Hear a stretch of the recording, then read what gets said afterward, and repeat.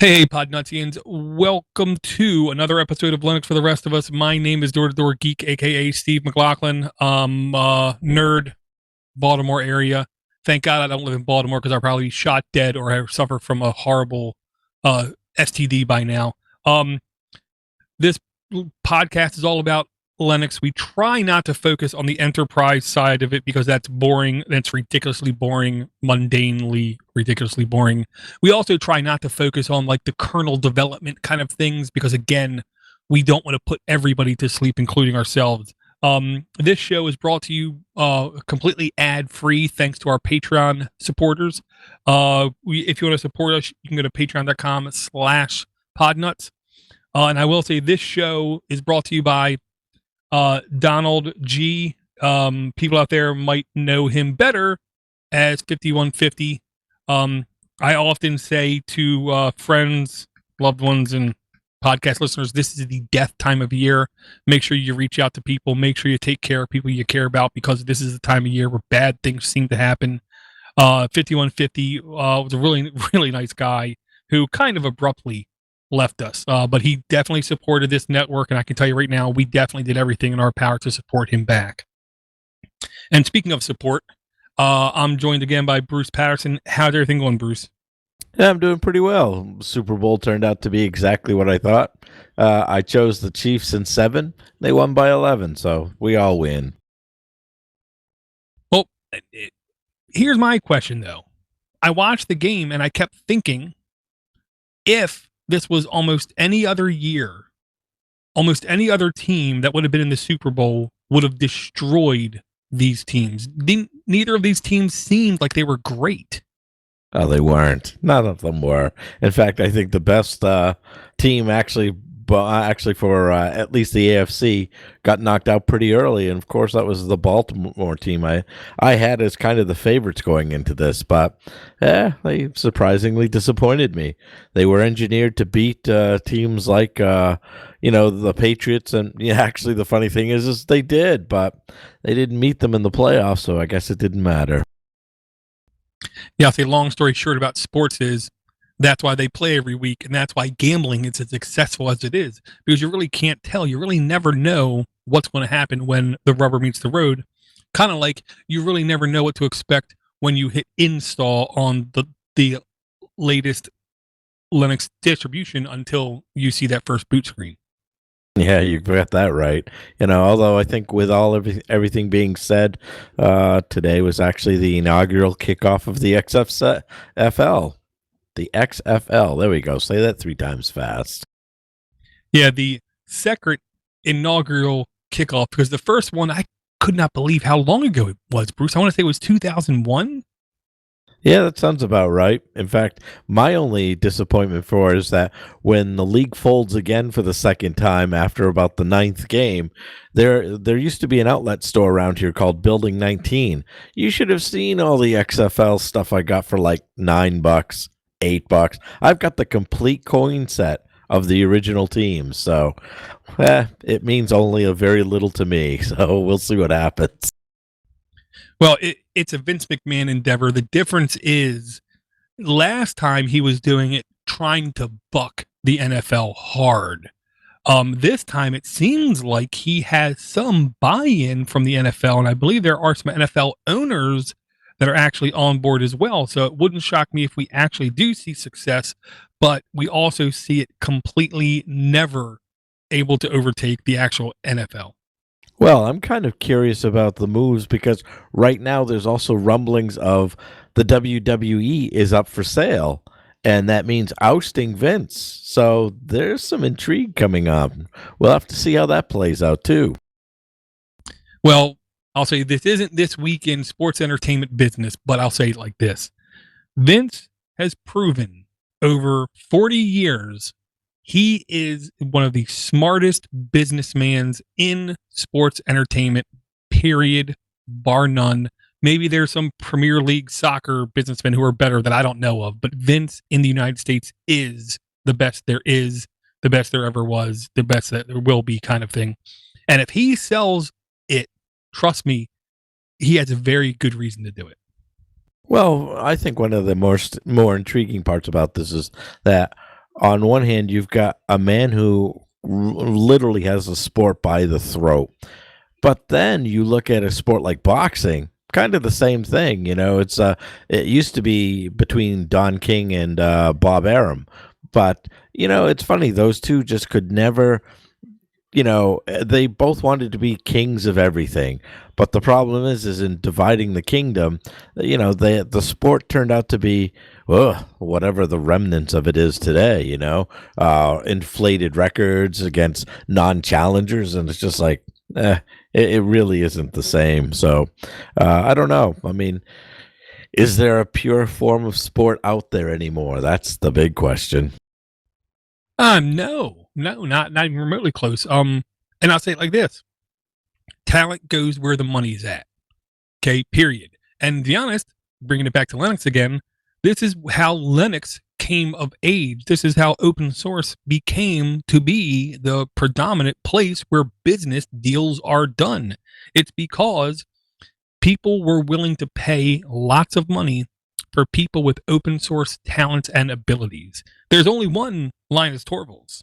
Okay, there's not two. The other guy who tried to be Linus Torvalds was RMS with the herd kernel, and he just couldn't get it off the ground. And he couldn't stop picking his nose and toes long enough to actually, I guess, get it done.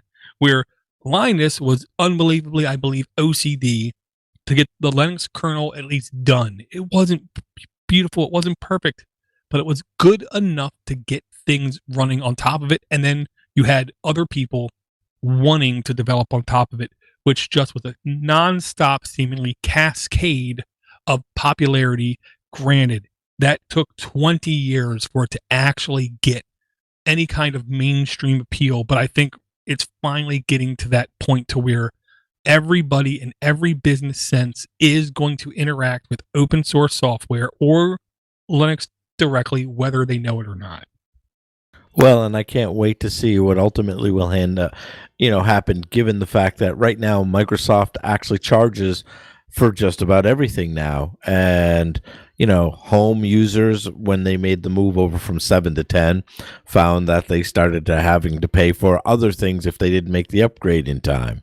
Office, it's only a matter of time before that actually turns into a yearly license, because Microsoft let slip last October the charging model for it, because when some people upgraded their OS to Windows 10, they got a surprise message saying, something around the lines of, what is it? It's $200 for a yearly charge on the OS.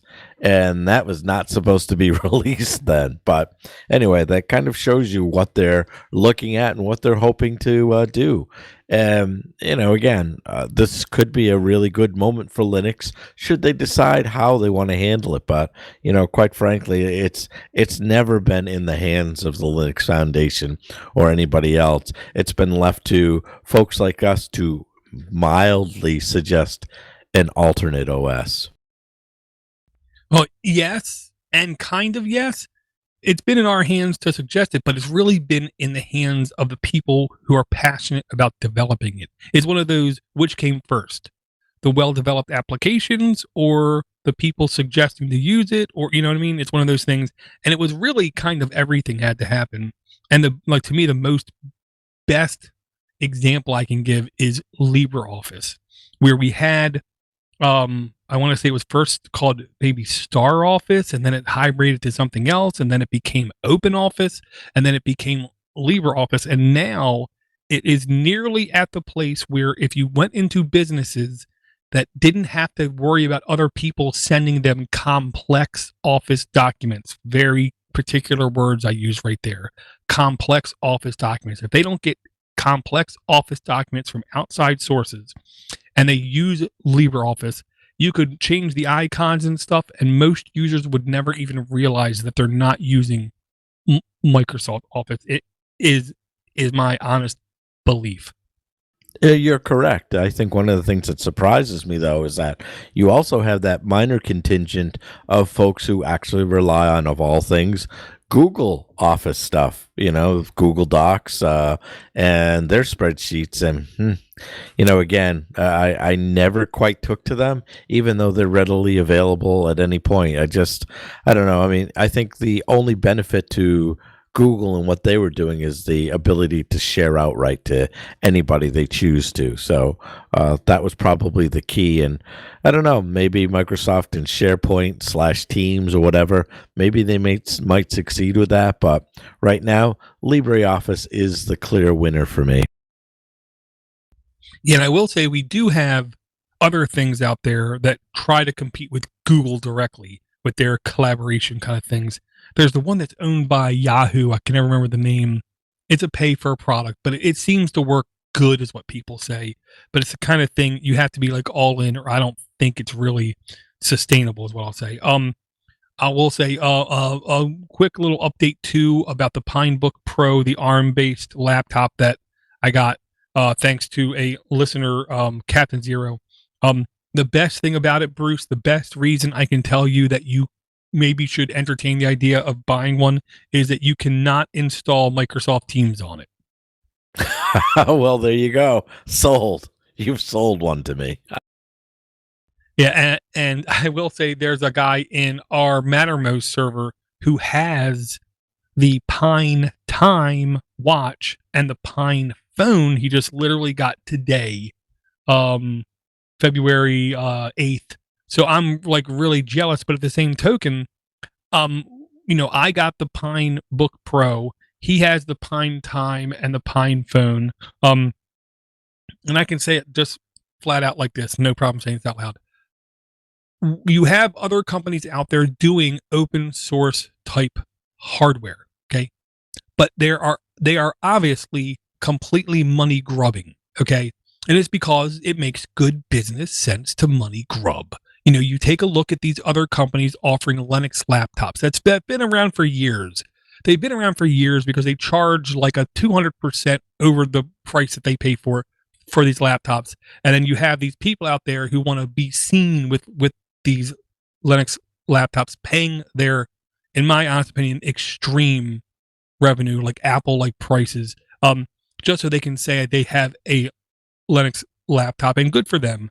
Good for those companies. They're able to succeed. But Pine 64 is the company that's not out to make a profit. They're out to make a difference. And I really appreciate companies that try to do that instead of just thinking how they can please the shareholders or the owner's grandkids. Well, also, let's not forget about other fine projects, too, like the one laptop per child.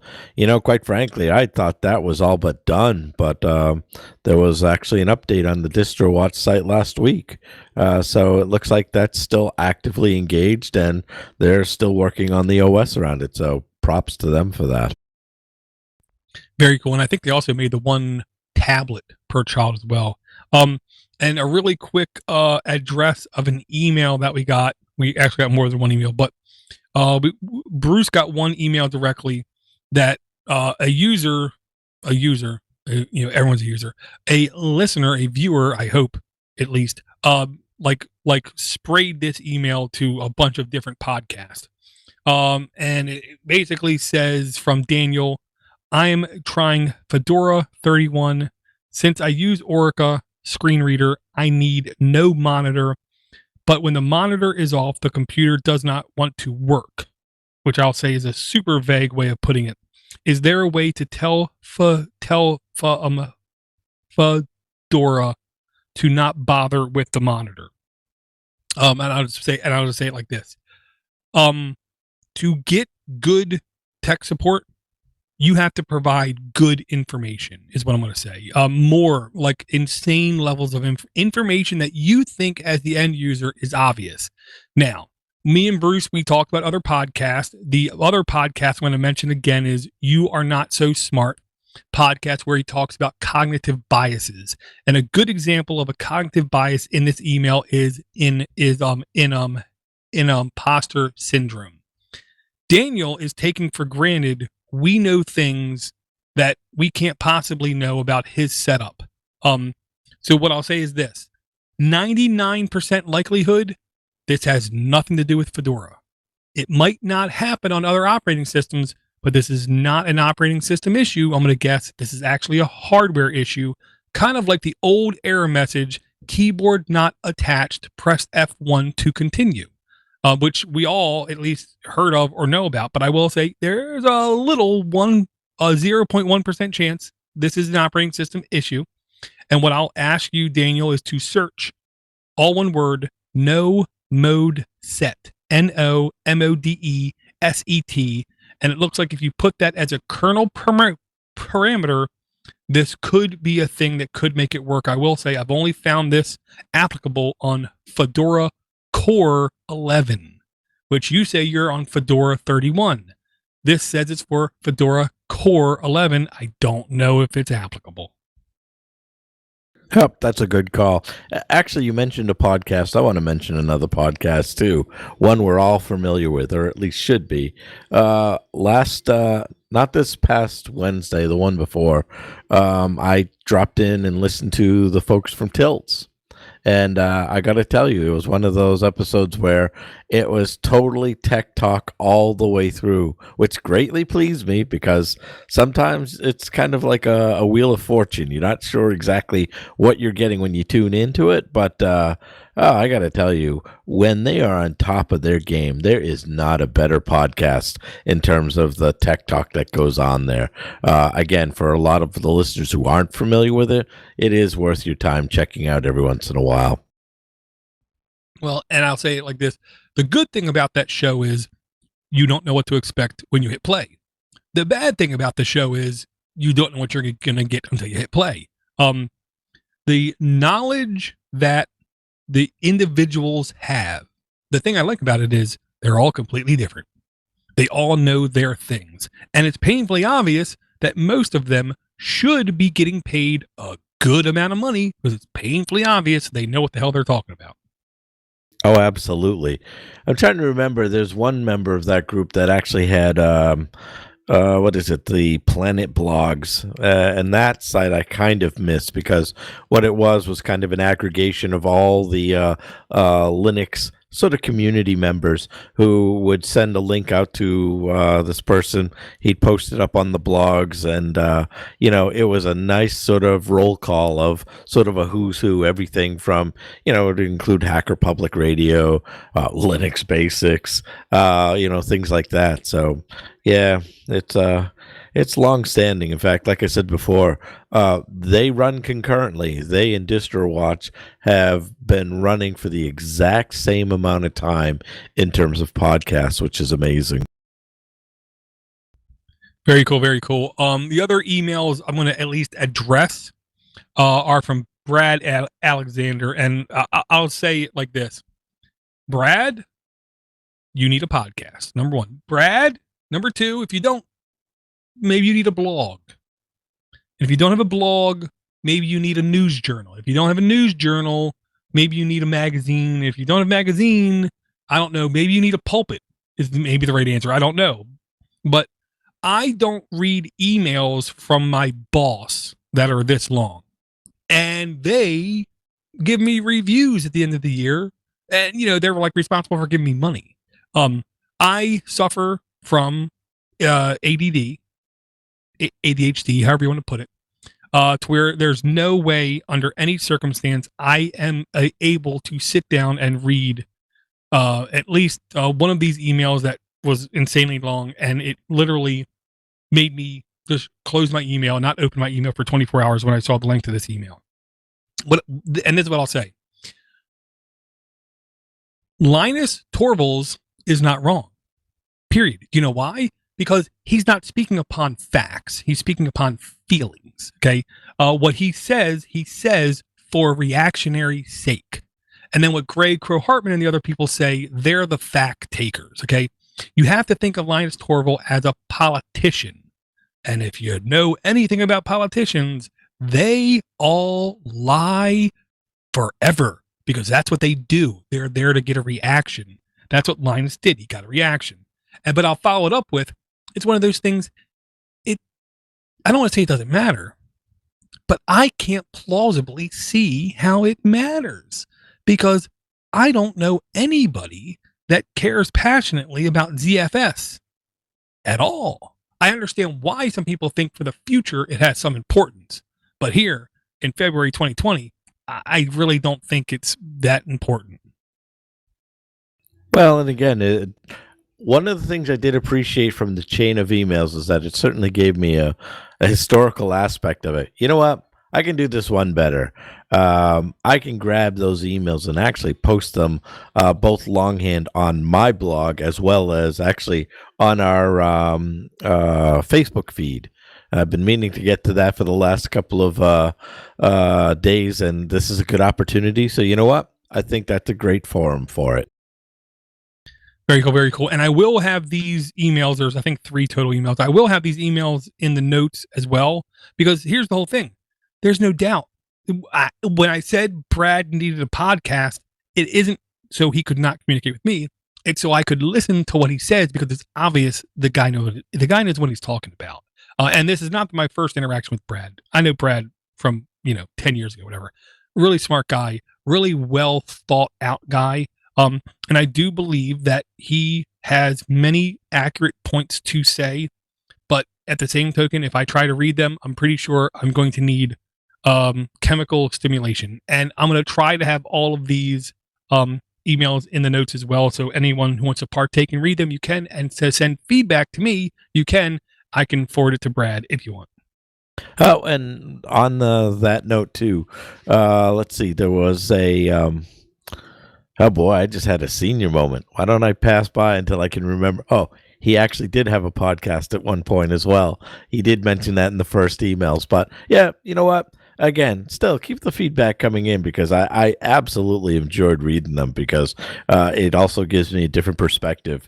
And like anything else, one of the great credos that I've taken from the old Linux Basics groups is I learn as you learn. So, I will embrace that.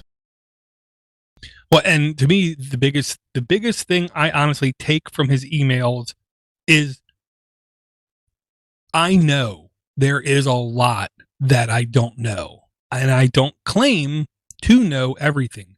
What I claim to know about this topic is just we're getting by right now. Okay, I don't see a huge failing in our file system ecosystem, number one. Number two, in the courts of America, facts don't matter. Just look at the Oracle lawsuit against Google for Java. Google didn't even use Java. And how much money did that cost Google in lawyers? It's insane. In the court of America's, facts don't matter. Narratives matter. So if Linus, the Linux Foundation, kernel developers, whatever, don't see it that it's something that they should incorporate into the Linux kernel because of some reptilian response of fear of not wanting to get sued, I can't tell them they're wrong. And if anyone else thinks they can tell them they're wrong, I think they need to slow down. Oh, absolutely. And you're correct. I mean, one of the worst parts about it is that when the day is done, you're also a tech company that hopes that this lawsuit doesn't land in an East Texas court, because at that point, you already are behind the 8 ball. Testify now. I'm going to ask you, act like I'm a 3rd grader. And why would an East Texas court make any difference, Bruce? Well, for some bizarre reason, they thought that all of this East Texas court is very, very company friendly. To show you the great lengths and fear that landing a lawsuit in a court in East Texas brings, Samsung has literally donated millions of dollars to this town in hopes that it gives them a good reputation. So when their cases come to town, people can look at them as, well, Samsung has given us X amount of dollars, so let's vote their way this time. They're literally buying the votes, and it's one of the last shameless places where you literally can buy a vote for this. And it's a shame, because there are legit companies that have been fighting for years for no real reason. In fact, patents started here first, and then of course we had the famous MP3 stuff that followed suit, and it's just been one trail after another in this court, and it's really a shame because this is actually where justice has been perverted tenfold. One last item about Samsung. 4 years ago, the city decided they needed an ice rink. This is East Texas. Yep. How cold is it going to be down there? And yet, Samsung made it happen. So, shame on those folks. Yeah, it's not a small area, this East Texas jurisdiction region or whatever. But yes, you go to that region and you go to like a church bake sale and you see it sponsored by HP. And then you go to like a kids band thing and you see it sponsored by Sony. And then you go to like the local football team doing a game and you see it sponsored by Red Hat or whatever, some big name company throwing money, because every company throws money because for some reason companies down there are free to do anything they want to do monetarily wise, and there's no repercussions, there's no limits on what they can do, and they literally go close to where these judges live because they know who the judges are. They literally know this judge's kid goes to this church, give that church money. This judge's wife goes to this place, give them money. This judge's grandchild goes to this school, give that school money. Because there's no better way to convince people how serious you are than by giving them money. And that's the one thing about America that I think holds true, whether it's good reasons or bad reasons. People are influenced by money. And just to sort of underscore, there's actually an article from Ars Technica in 2013 that actually goes to explain why we are where we are in these East Texas courts. So that's posted in the YouTube channel in our chat. So definitely check it out when you have a moment. Very cool. Very cool. I will also say like this. Again, I don't want to discourage Brad from sending emails. I will just say, if you could have things maybe more concise, it would, and I don't want to say speak to me like a fourth grader, but kind of think of me as someone with the attention of a fourth grader is what I'll say. And that's the most honest way I can say it. So I want to again say thanks to everyone for their emails, podcast@linuxfortherestofus.com. Thanks everyone for their support, everyone for their voicemail, 7076podnut. This was just an email that when I saw, I just literally said, I don't know if we can read this on the show, because if I try to read it, I'm pretty sure I'm going to mess it up so bad, it's going to come off wrong. Well, and also when we're talking, it was a pretty extensive discussion. So if anything, I think that email was more about having a panel lecture and talking about it. So that's just enough where it's outside of our realm to do so. Gotcha. The other question I was going to have, was there anything that you've done in the last week or two, Bruce, that you find interesting on Linux? Because I will say, like, to me, I'll just say I'm again genuinely impressed at the rock solid nature of Debian through time. I've now had like 2 or 3 installations that are Debian based that have not had any issues for like 3 years of just doing apt updates, apt upgrades, and then when the time comes, changing the app sources list to the new things, and everything just seems to just run really fine. And then I had the complete opposite experience. I loaded Manjaro ARM edition on a micro SD card for my Pinebook Pro. I booted up the first time. I am shocked at how fast the damn thing runs. I am shocked at how well it like performs. I connect to my local Wi-Fi, everything works great. I reboot, and then I can't connect again to my local Wi-Fi hotspot, but I can connect to my phone hotspot just fine, and I have no idea why. Well, it's funny that you mentioned that, because shortly before the show, I was actually thinking about that very question. What have I been doing with Linux in the last week? Actually, more like the last 2 weeks. And the answer is not very much.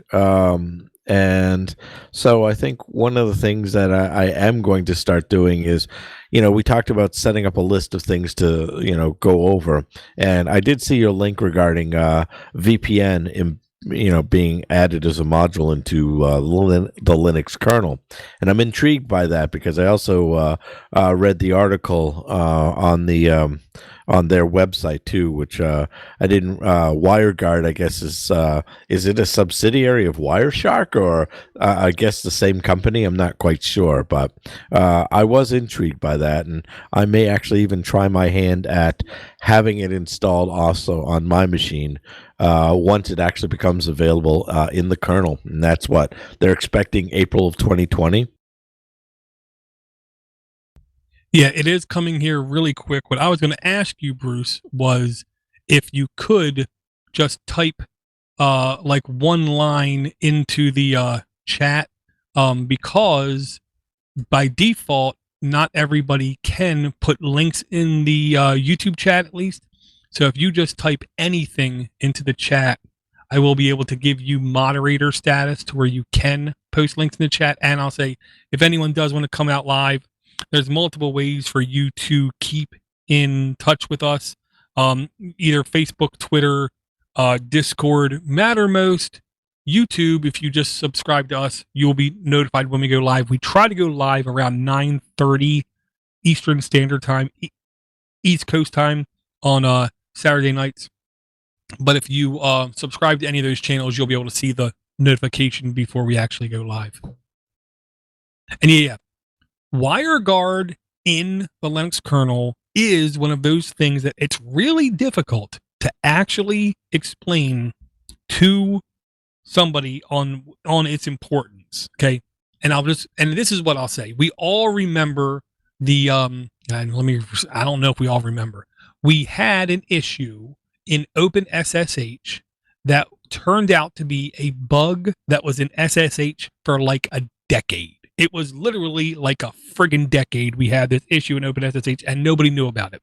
It was the kind of thing that governments could have been exploiting for 10 years and nobody knew, okay?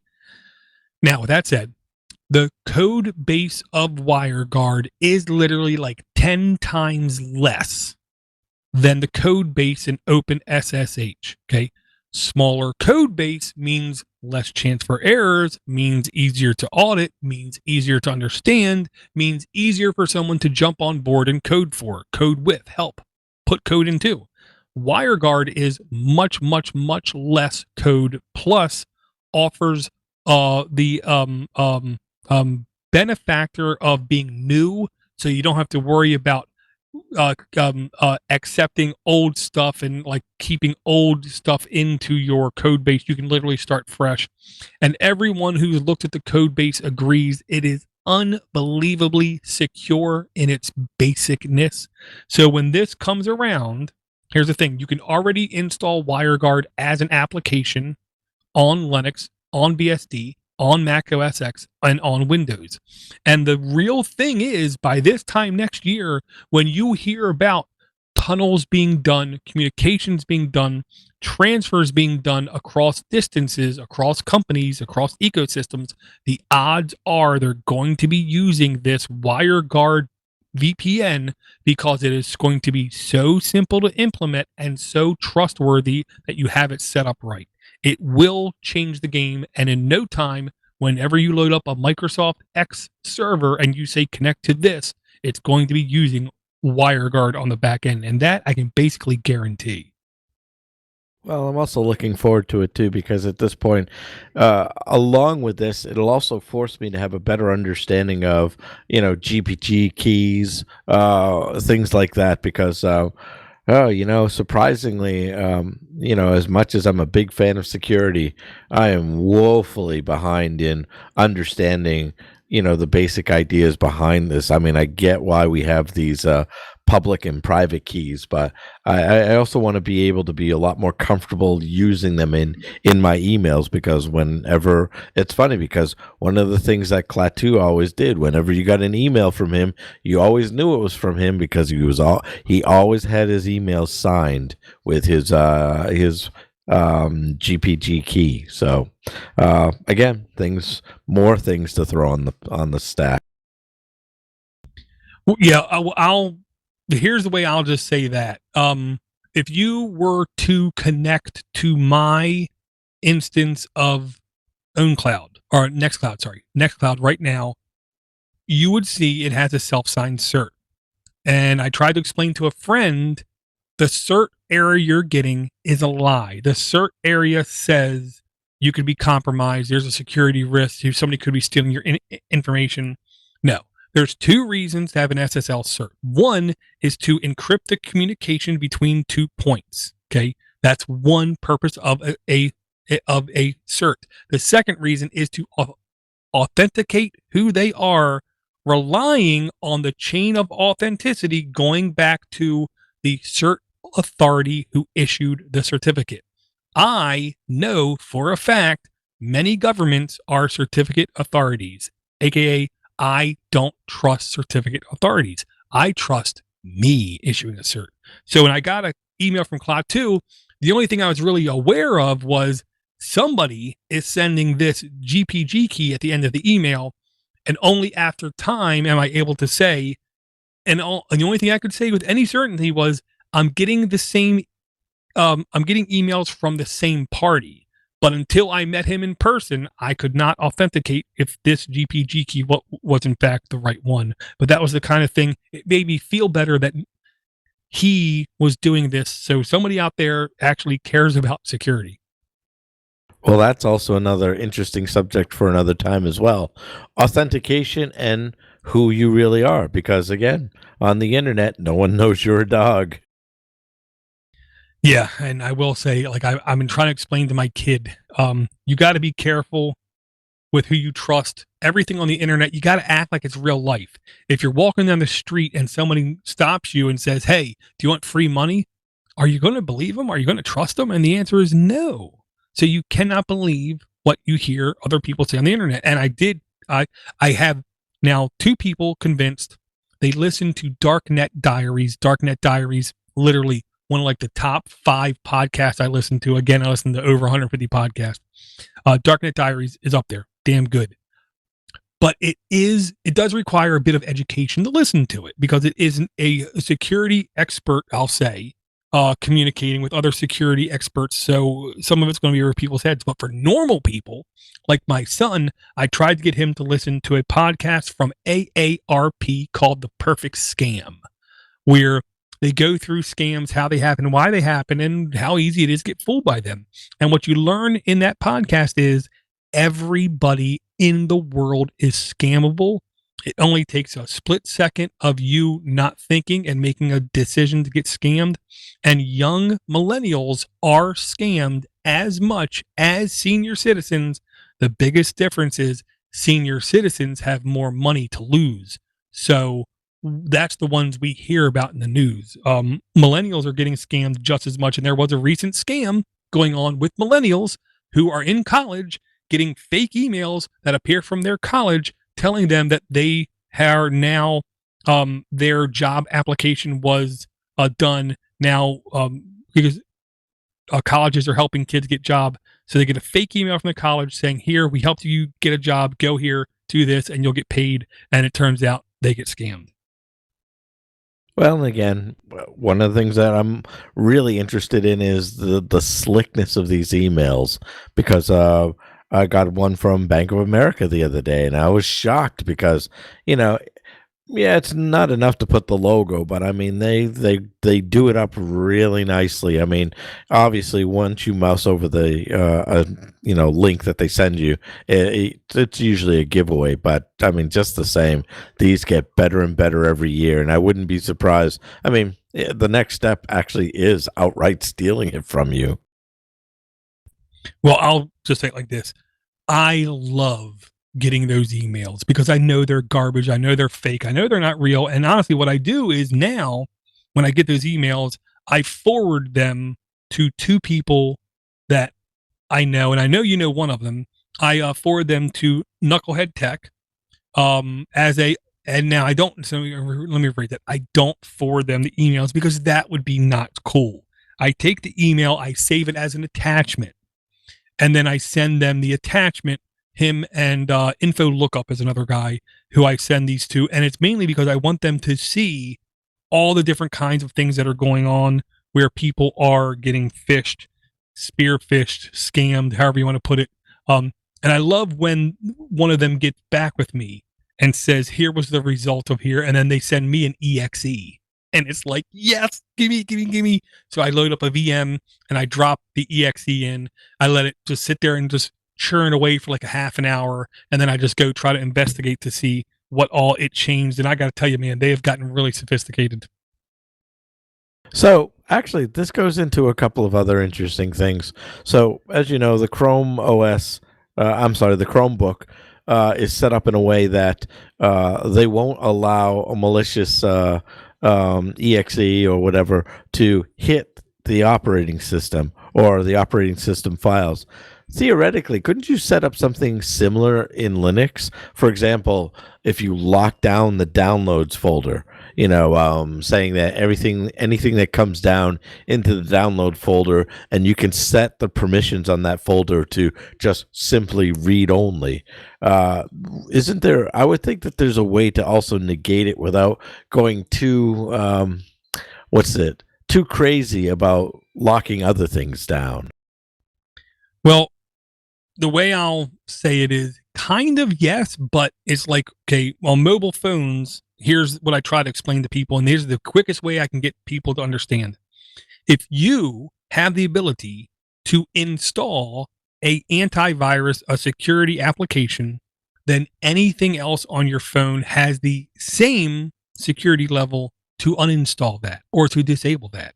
So the reason why the Chromebook security model works so well is because you have separated chips on the motherboard that at boot time get checked. And if the hashes don't match, they literally overwrite the operating system. Me as an end user, when I log into that Chromebook, I have no access to that chip. I have no access to that other system that's doing the actual check. So on a Linux installation, if you as a user have the ability to install, enable, start, whatever, any kind of security procedure, then anything you download could essentially have the exact same permissions to undo that. So on a regular installable like operating system, whether it's Windows or Linux, to have such a thing to where you have an actual lockdown in place would mean you would literally have to you have to start the installation process from a secured third medium that you as a normal user don't have normal access to, but it requires like a jumper to be changed over. So when you put that jumper over, then you're booting to that other secure part. And then when you take the jumper and move it back, now you're booting into the normal operating system. And when you're booting into the normal operating system, the other one is unwritable. It's possible. It is complex as hell is what I'm going to say.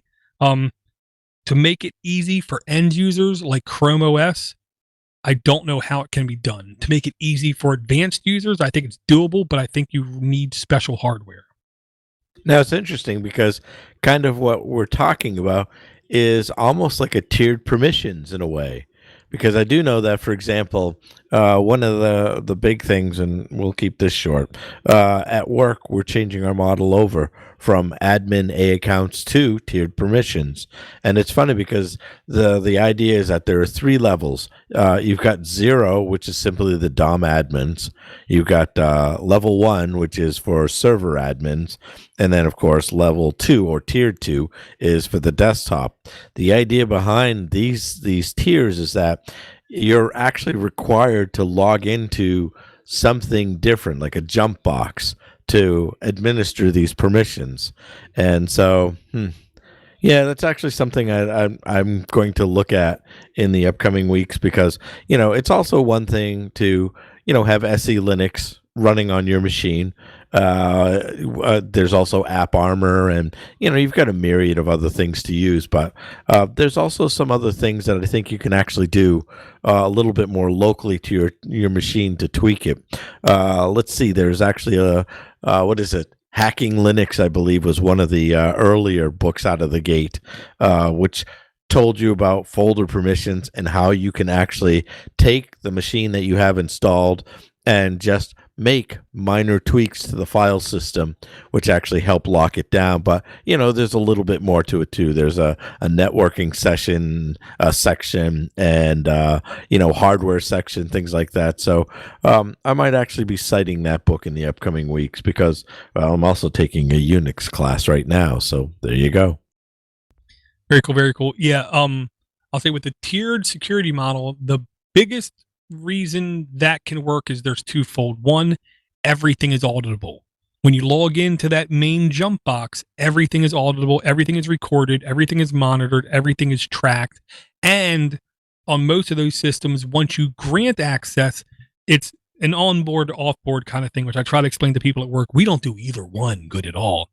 The real true secret is when you log in as the super admin and grant server admin access, you also should have an automatic thing that says, and when will this access end? And you have a hard set date to when you're going to give access to this person for the next 24 hours. After 24 hours, all security gets revoked. And then when they need it again, they got to go through the same process, which I understand being painful. But at the same token, if you just turn security on and then you never turn it off, something's going to be compromised. In every exploit, you can have 85 things in a row done perfectly right. But if that 86th thing is not done magnifique perfect, somebody will find an exploit to it and get through and basically make the rest of the 85 things useless. The weakest link is in the chain is the one that always does get compromised in security. And I'll say it like this. I do perceive a day when Linux will be more secure, but I hate to say it like this, Bruce. Right now, it kind of doesn't need to be more secure. Windows is the low-hanging fruit. It can't do a damn thing right when it comes to security. So whenever anybody wants to compromise a politician, a government, a company, or whatever, they shoot for that. Just give me the Windows OS. I'll make an Excel file or a PDF file that does some fishy fish and get in. And that's all I need to do to be successful, because then I can island hop if they have Linux servers to them to get things done. The beautiful thing about security is it doesn't matter how good you do a million things. It's the 1,000,001 thing that you don't do perfect that they're going to exploit. Well, and I'll be more curious about, you heard about the Iowa elections, and this is what happens when you have an app that you don't test. Well, and here's the thing, Bruce. Do you know? This isn't the first. I'm saying this slow for dramatic pausing effect. Did you know? This is the first election. Not the first election in Iowa caucus where they used a mobile app to tally up the votes. I did not know that. They're not talking about that. Back in 2016, a company did a mobile app for the Iowa caucus to report their numbers. I do have the link. Here's the biggest difference. They spent 2 years developing the app. They had partners like Microsoft and like Amazon. They had, it was 8 months worth of testing. Okay. Just testing alone. They had a budget. It was like $2 million+ or whatever. Okay. And they did the app, they ran the app, and they reported all the numbers perfectly. Thus, no one ever heard about them. Now, okay, I believe that was the RNC, the Republican Party, that was the owners of that app. I thought, I could be wrong. This election cycle, they literally tried to keep the company who was doing the app secret, number one. Number two, they would not let the company publish the app to secured platforms, aka the iPhone App Store or the Google Play Store. You had to sideload the application, Most people out there have no idea how to sideload an application. Number 3, they keep the application interface a secret up to the day, 2 days before the election. The other software, they had weeks of training, weeks and weeks and weeks of training people could take. It was like 2 months worth of training people could take. This one, they didn't do that. This one, they did not have support set up right, nor did they have any testing done whatsoever. So I'm a normal, like, political idiot who gets sent this email, install this app. I spend 2 hours figuring out how to install sideloaded apps. Then they tell me to just log in and play around a bit a day before I have to report these numbers. So it really was one of those things, as a third party looking at it in history's eyes, it was doomed to failure from the very beginning. They did everything completely wrong. Now, this is one of the few places where I'd like to go over the top. Not only should this particular situation be highlighted and underscored, but the company responsible should be shamed into oblivion, given the fact that this is part of our election process.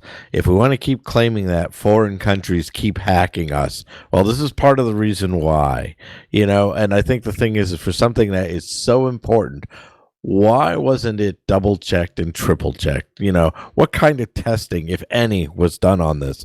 And, I think one of the things that I don't think Iowa realized is the effect that this is going to have in the voting population, because now they're the laughing stock.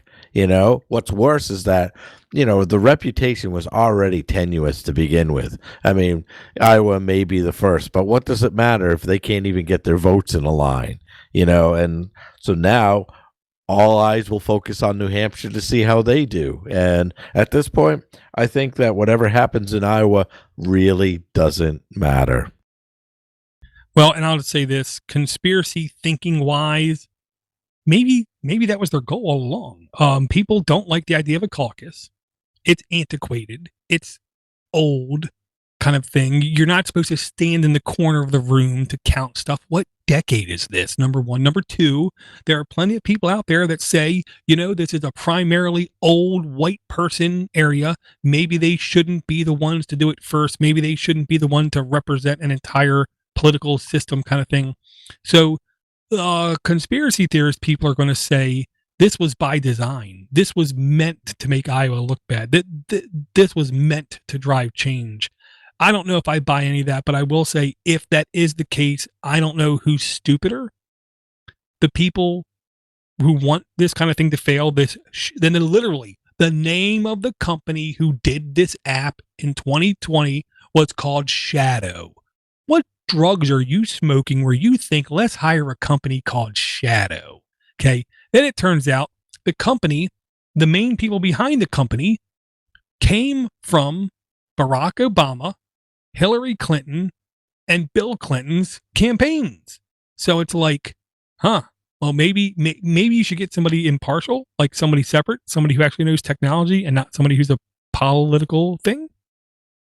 Well, as soon as you said that, I heard the Price is Right fail horn go off. So with that being said, it's funny because when the first option of electronic voting became a reality, and that was with the Diebold machines, I thought, well, this is a good opportunity. Had it been done correctly, I could have totally been on board. But the moment they said it's locked down, it's proprietary, you can't do anything with it, at that point, that raised a lot of alarms. It's funny because we make a big deal about voting, and we apparently don't make a big enough deal about how we vote. We're still doing, as you said, to your point, we've got places like Florida who fail because they're still punching holes in cards.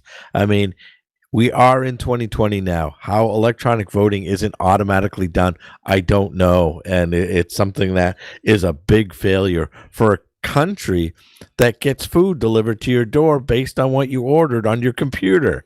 This is crazy. I think it's time for an overhaul, but luckily we have partisan politics to get in the way. Oh, and it gets in the way gloriously too. people don't vote. That's the sad truth of it. If 80% of the population voted, I guarantee you there would be enough of an uproar and enough like vitriol in enthused complaining that it would have to change. But the sad truth of it is, if we get 30% of a population to vote in the United States of America, it is a record turnout. That's only 1 out of 3. And I'll say it like this: the numbers are insanely skewed. We're okay. And here's like the correlation kind of thing. I tried to explain to my wife, I'm over 40 years old. I can get a motorcycle now because the odds are, statistically speaking, I am not even going to come close to dying on that bike, because once you go over the age of 40 and own a motorcycle, your life expectancy triples. Where before the age of 40, you're more likely to do stupid stuff and die on a motorcycle. The people who vote, once you go above the age, I think it is 48, you have a 3 times more likelihood to vote, which means young people don't vote. Bernie didn't learn this back in 2016. You can have rallies with hundreds and thousands of young people smoking pot and getting drunk, but they ain't going to come out and vote for you. That's the sad truth of it. So it doesn't matter. Look at MTV. They did that for like 10 years where they kept rocking the vote, and they didn't rock anything. Young people don't vote, and I don't know what it takes for them to vote. Old people vote. That's why they will never upset senior citizens. They will never do anything about Social Security. And to be honest, old people are comfortable with the idea of a caucus. That's why I think they still do it. Well, actually, and to pile on to the MTV Rock the Vote, they even went as far as to actually go through the trouble of registering you automatically, and they still didn't come out. And I don't know, what is it? Paris had their elections not so long ago, and they were mourning the fact that they only had a 75% turnout. And this country is shameful. Again, there are a lot of things that I think really need to happen, but until this country, I can't imagine what it would be like if half of the people in this country voted. I'm just beside myself. I hate this time of year. I hate elections in general. I hate all of the vitriol that comes around with it. The partisan politics is just way out of control. But I don't want to go too crazy here.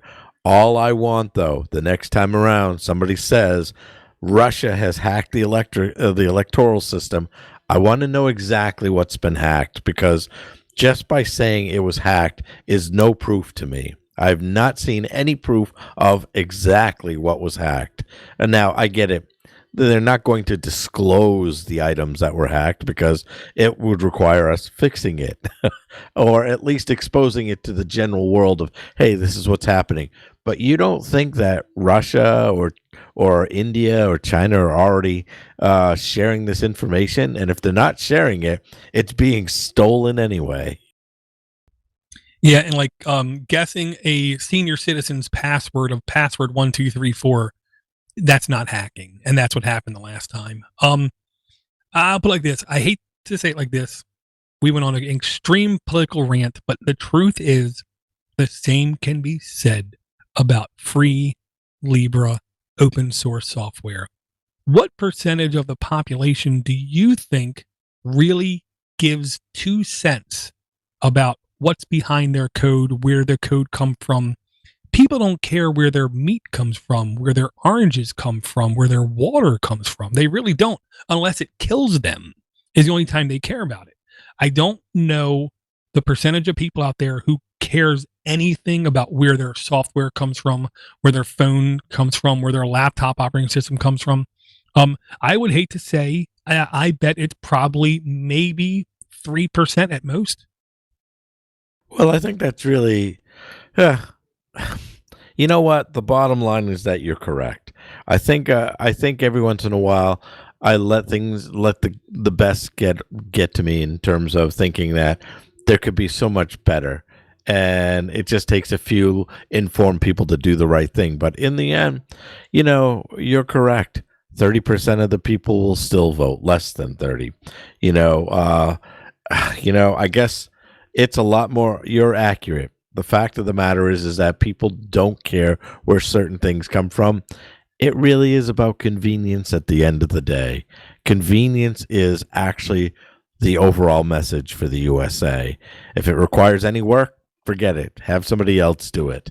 Which is why I'm surprised sometimes that they're so worried about immigrants, because you know what? They're the only ones who are going to do the work. Where are you after that?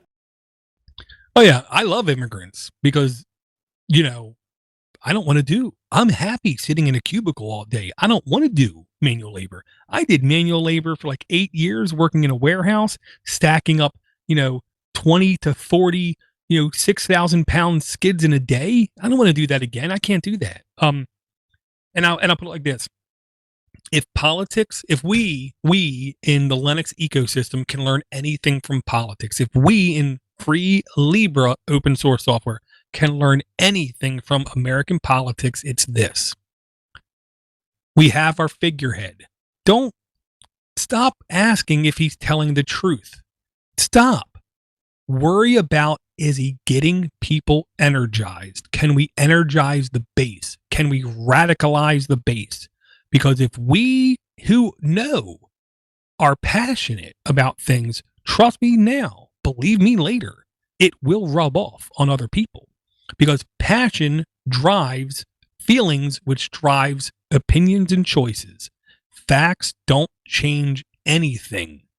Narratives change people's opinions and people's minds. And when they see passion in somebody's voice, when they see passion with something that someone's doing, they take a genuine interest in that, and that's how you change people's minds. You don't change people's minds by wagging your finger insistently at them, telling them how they're doing something wrong. It never has worked. Just like telling somebody, hey dude, why don't you calm down? That's never worked. It never will work.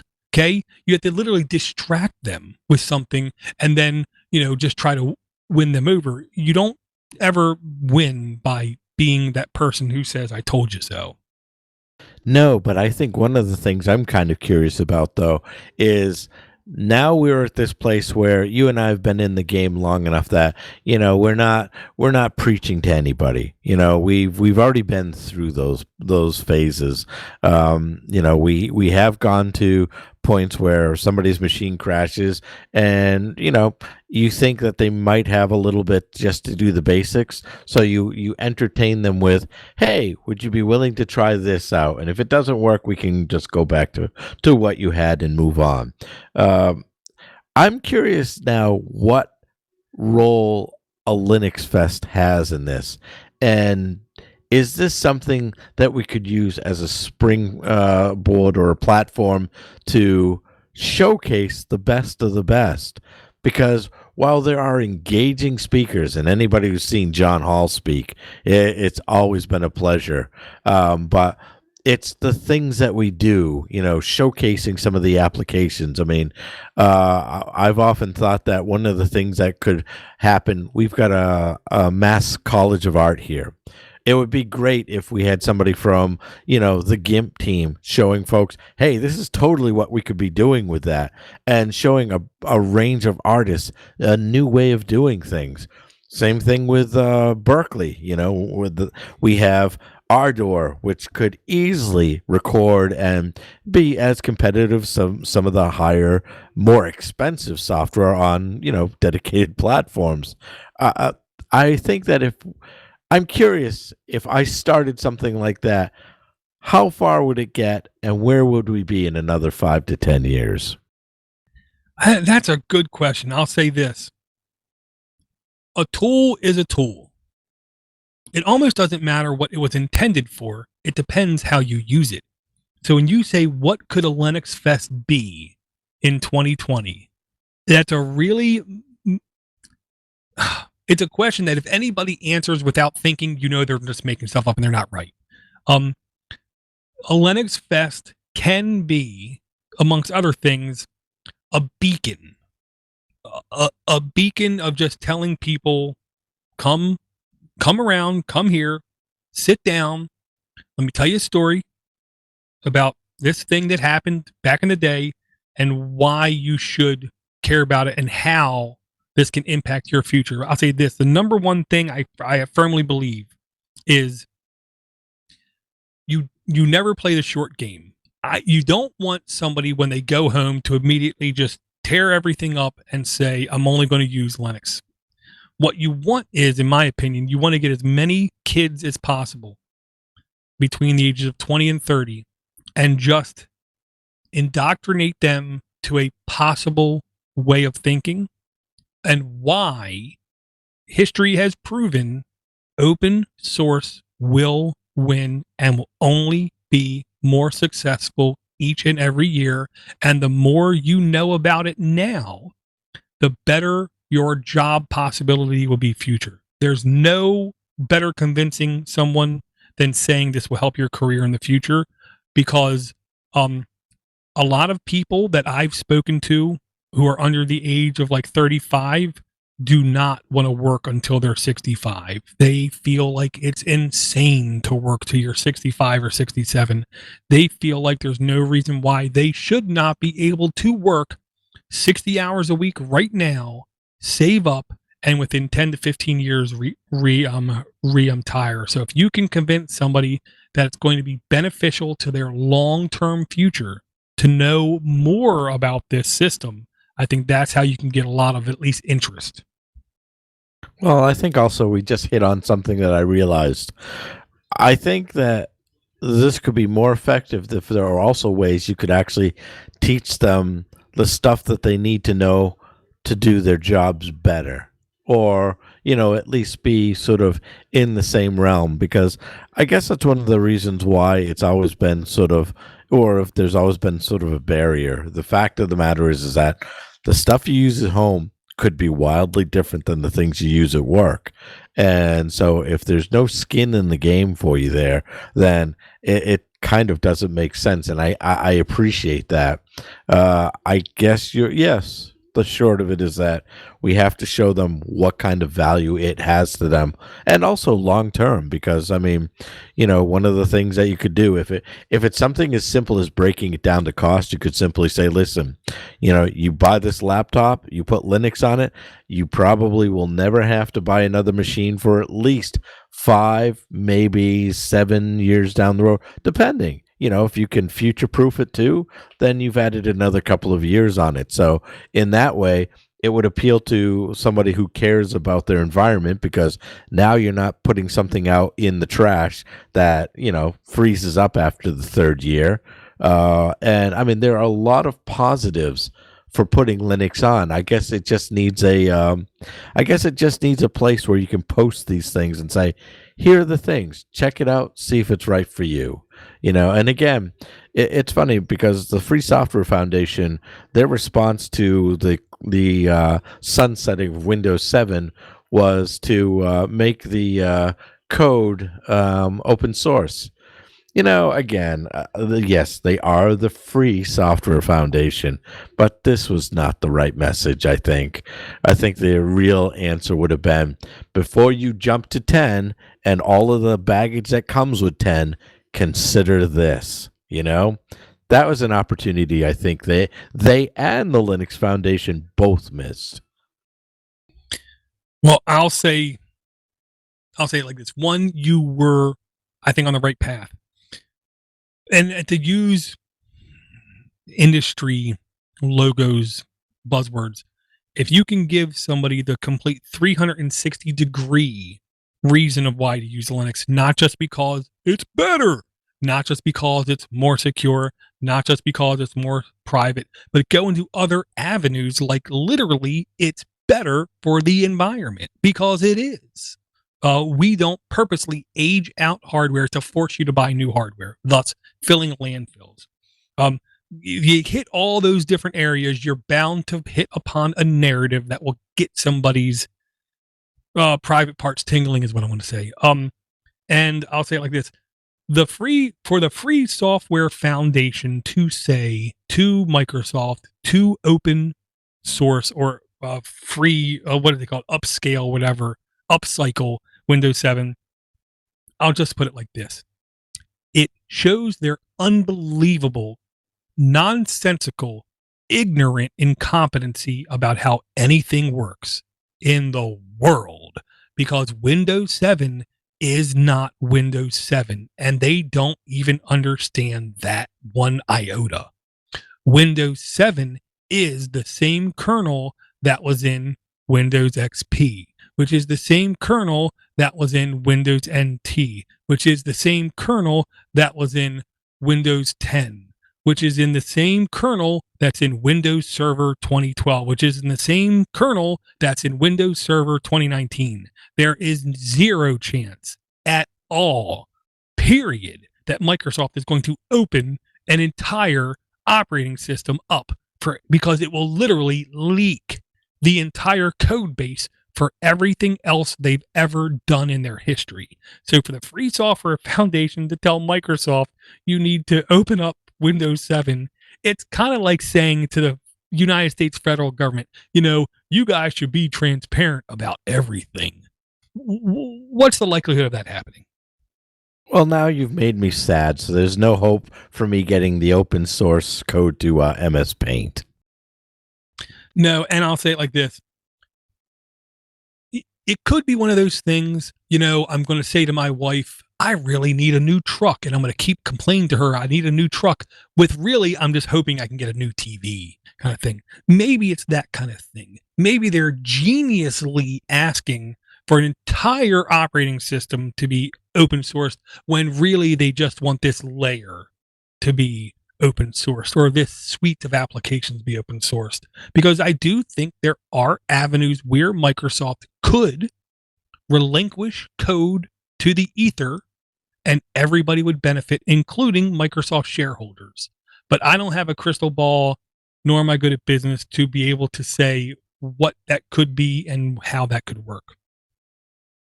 And again, not to bring in enterprise into this, a couple of things that Microsoft could definitely do, though, and it is within their realm to do it, is so you've got PowerShell available in Linux, and that's fine. The only thing is that it doesn't necessarily work because you're still missing modules that would actually make it useful. If you had the Active Directory module and the Exchange module available on Linux, then guess what? Then you are cooking with gas, and it could be something that I could definitely live with. Not being a Linux admin, that would be a good second place for me. Oh yeah, I have no problem saying if I could completely administrate a Windows ecosystem, the Active Directory, the domain controllers, the DNS, the servers, if I could do all that from my Linux laptop, I can tell you right now, everything would be done quicker, more efficient, and be copyable to the next person to do. Because that's the one thing that I think is really difficult to do in the Windows ecosystem, is to have replayability to where you could literally hand a quote-unquote playbook to a new technician and say, here's how you do X, Y, and Z. With a lot of Windows things, it becomes a lot of, manually clicking through interfaces, or, well, it depends about this, it depends about that, it depends about this, to where you really need to be like a subject matter expert, or you need to have your Google skills on point, to where if it was all in modules that would be available on a Linux command line type thing, I think it would literally benefit at least that layer of an employee dealing with the Microsoft world. Now, one of the things that, again, not going against the credo and what we set to do out in the show, but, there are some situations where we could make suggestions for people who are trying to use their Linux setup at home to, remote in and do work stuff. I mean, I think that's a legit reality for some of us.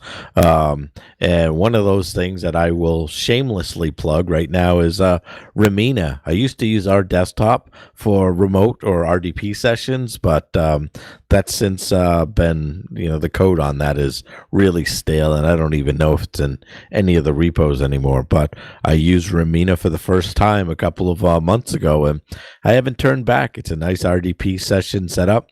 They have a toggle that allows you to scale, so you don't have like a little 800 by 600 window to work from. So, you have a lot more options out there these days when you're working from home. Well, and I don't know if you knew this, but Romina has a plugin architecture, which I'm not going to lie, I kind of knew about, but I didn't really know about. The only reason now I really know about it is a super long time listener and supporter, Paul, asked. He's trying to do SSH. He's trying to do it through PuTTY. He doesn't understand why it works on a command line, but it won't work in PuTTY. And I'm like, well, why are you using PuTTY? This is Linux. Why don't you use Romania? And then when I Googled, I saw Romania has plugin architecture with all kinds of plugins. And then he was like, why the hell didn't I know about this? I don't know. But to be honest, I was almost guessing when you said, what should I use for SSH? Because I thought I used Romania in the past. And then when I went and Googled for it, I found out, yes, you can use SSH with it. Romania is one of those tools. It's like a set it and forget it. You put it on your Linux desktop and you use it, and the application itself literally like disappears because you just launch the application to get done what you need to do, and it's easy to use and it just works and it doesn't break and you don't have problems. You don't have to click through millions of interfaces. It just works. It's the kind of application, I hate to say it, it's easy to forget that you're using it. Speaking of SSH, so DistroWatch changed over their servers about 2-3 weeks ago. So I'm no longer using FileZilla because I don't have that ability to actually SFTP into the server anymore. They shut that part down, so that means I actually have to legit know how to SSH in and transfer files from my desktop over to the DistroWatch server. It's been a nice learning curve for me because I've never had to do this in the past. So SSH is a pretty powerful thing. And I think what I'll probably do is, write down a couple of tips and tricks as we go on for future shows because I found it very useful. And quite frankly, it's a lot speedier. I mean, you don't have the interface to deal with anymore. And it's nice to walk away from FileZilla. I almost feel like a legit Linux person now. Well, I'll say this. I genuinely like FileZilla a lot. It's one of those things, again, it's a tool. It's just one tool that you can use and it has its purpose. But I'll say this. I don't know if you know about this one, and I don't know if this is applicable for your use case, but there is a system and application, whatever kernel module, I believe is a technical thing, that you can install, literally called Sshfs, where you can literally have it to where you can, at boot up time or on demand, mount a SSH session as if it is a remote file system and have it appear right in your file manager and browsable right in your file manager, just like it's literally a network file share on your network. I've used SSHFS now off and on for like 6 or 7 years. And I'll put it like this. The speed and reliability you get with SSHFS is crazy because it literally does, I'm trying to remember the right word for this. It actually does hash checking on copying over the network. So with like FTP, if you ever noticed, the speeds will go up and down like crazy. That's because it's not correctly compromising for errors. Where with SSH, built into the protocol, there's hash checking to do error checking on files, which means as soon as it recognizes there's an error, it asks to please resend that last packet. Please resend that last packet, instead of waiting till near the end to try to figure everything out. So SSHFS to me is one of those golden tools that if I didn't have, I would, be fine manually typing SCP and doing all these commands kind of thing. But with SSHFS, I can use the normal file manager and copy things back and forth. Actually, I'll take a look at that after the show. I'd love the simplicity of it, but it's funny you mention SCP because that's exactly what I use. Oh yeah, I mean, I use SCP right now to manually back up podnuts.com, where I literally issue like 5 commands. One of them is to log in. The other one is to do a database backup. Then I disconnect. Then I do a file copy recursively, checking sizes, Then I say copy the database down, checking sizes, and then I do a local server to copy it to my local server. And then once it hits there, it gets distributed to like 3 servers across the US. So hypothetically, my house could burn down and I'll still have copies. Let me rephrase that. My house could burn down and HostGator could be nuked, and I would still have backup copies of everything on the server. Nice. Well, I know one thing. I don't trust anybody. I don't trust any company, and I don't trust myself. So I try to have as many safeguards in place as possible. Well, and for me, like I said, I play without a net, so if it crashes, it all crashes. Well, and that's one thing I tried to say to a coworker is every bit is not as valuable as every other bit. We have to be judge, jury, and executioner with every file that comes across our hard drive. Is this valuable? Does this need to be backed up? And the odds are no. Huge swaths of data that we get doesn't need to be backed up because wherever we got it from, we can get it from again.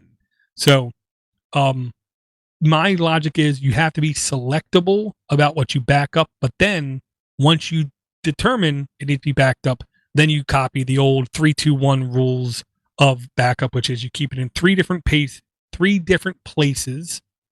You have it in 2 different locations, and you never use your copy as the one that you're editing. You always edit a copy of the file, not the original. And that's actually important for anybody who ever travels in the Etsy folder. Yes, very, very true. We've been going for at least a little bit of time now, Bruce. Seriously, I think it's close to 2 hours. Is there any thing you'd like to end off with? I have no words of wisdom right now, so this is actually it turned out to be everything I had actually hoped it would be, so I'm good. Very cool, very cool. And I will say to the listeners out there, do not hesitate. Contact us, podcast@linuxfortherestofus.com, or you can join us on Discord, Mattermost, Twitter, Facebook, or you can call me up directly. I've literally said my phone number now on like every show at least once. We're here for you just like we hope you're here for us, kind of thing. We're here for each other. Podnuts is a community based podcast where we really do prize value the people around us. No one is greater or worse than anybody else. So if you need somebody to talk to, you need somebody to chat to, or you want to help me or Bruce get something right that we said wrong, do not hesitate. Podcast@linuxfortherestofus.com, or again, communicate with us on any of those other platforms. And I'll definitely beg everyone, no matter what, do not forget, it doesn't matter if it's a smoke alarm, a video doorbell, or your home cable box. Never forget, if you do not have root, then you really do not know who does. We'll talk to everyone again in about a week.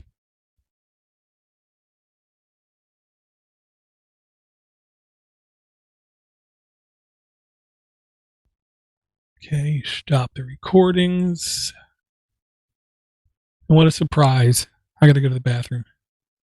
There you go. Yeah, it didn't help that my dad was here. I love him. It's hard to get him to leave. So, and then we went out to eat right before the show. Okay, so that looks good. Okay.